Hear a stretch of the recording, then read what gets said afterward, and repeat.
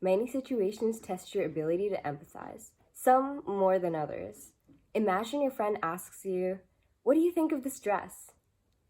One word to describe the dress: funky. It's the weirdest thing you had ever seen. Its off-putting crevices and the way it made your friend look like they were from somewhere other, definitely not somewhere nice, made you want to throw it away, on sight. Basically, Jabba the Hutt if he'd morphed into a dress. They're eagerly waiting for you to respond.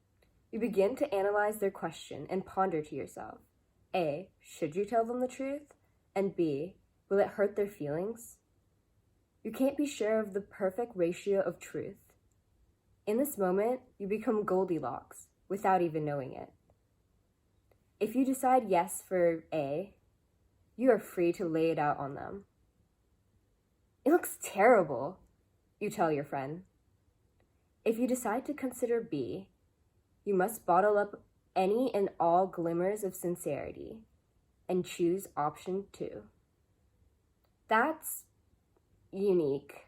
If you choose incorrectly, there's always the possibility that the friend in the dress will take offense. "That was so rude. Why would you say something like that?" To which you'd respond with the fakest smile you can muster. "Abort mission! Abort mission!"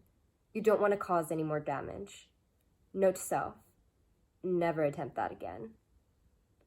In this scenario, it's much easier to consider the other person's thoughts and feelings, especially considering that they are your friend and the stakes are low. However, being empathetic becomes increasingly more difficult as the topic becomes more divisive, such as the heated debate between dogs versus cats. Let me take you on a journey through how I grappled with finding the just right truth level. Growing up, I never liked arguments or confrontation. As someone highly sensitive, the whole ordeal had my anxiety skyrocket and my energy depleted. Most things just weren't worth the effort to fight about. This meant I would avoid arguments at all costs. Option 2, all the way. Smile, laugh it off if necessary, move on, repeat. When I was in kindergarten, the two of my closest and oldest friends fought over me, yanking my short toddler arms with their equally short toddler arms. I later found my kindergarten portfolio, which had big, bold Helvetica letters on it, filled with kindergarten schoolwork. Scribbled next to the printed letters that read, "My best friend is," was the name Julia, which was definitely neither of my friends' names. Even from this young age, I guess I wanted to stay out of conflict. I'm aware that most others are good at confrontation, unlike the younger me.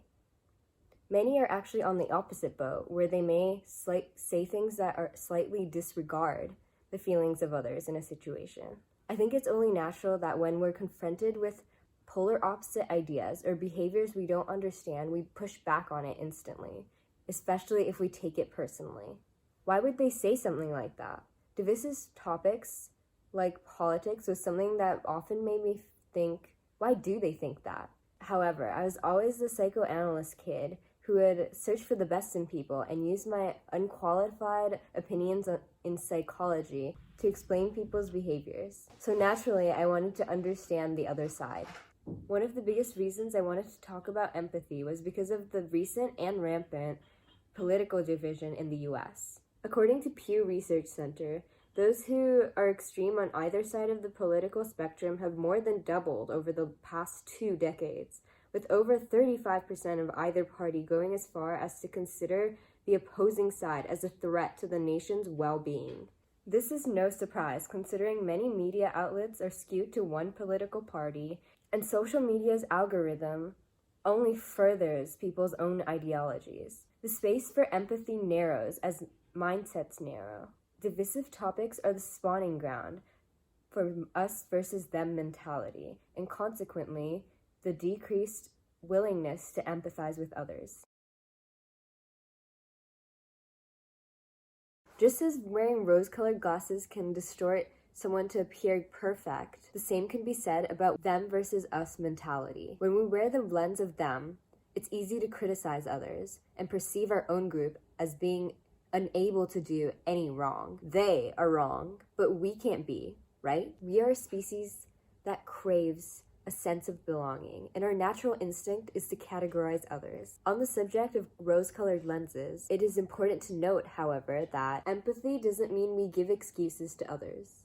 Even something as life-altering as mental illness can only explain behaviors, not excuse them completely. Empathy enables you to understand where someone else is coming from. Therefore, you can take the time to respect them as an individual before discussing your opinions with them. You're no longer arguing, but merely reaching an understanding together and growing. When it feels that energy isn't mutual, it could be beneficial to take a step back and stop engaging. What's really the point of discussing opinions if neither of you is willing to see the other person's side? In other words, empathy makes staying calm and respectful easier. In the context of the dress example, I learned to use the hidden option 3.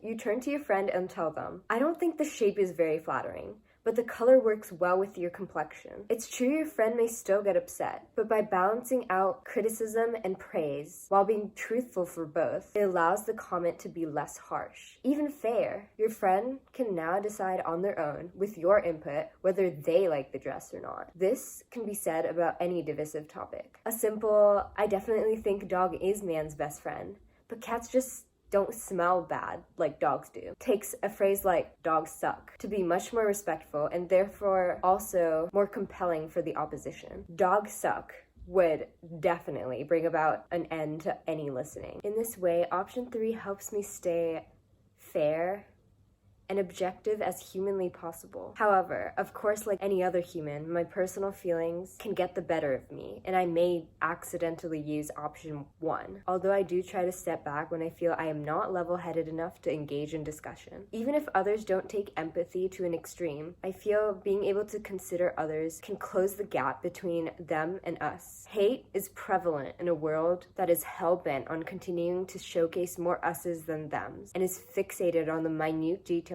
that make us different from one another. When we remove the them lenses and the rose-colored us lenses, it becomes clear how distorted our vision had become. Empathy is the lens that illuminates that we as human beings are the us, and that we should respect each other as such.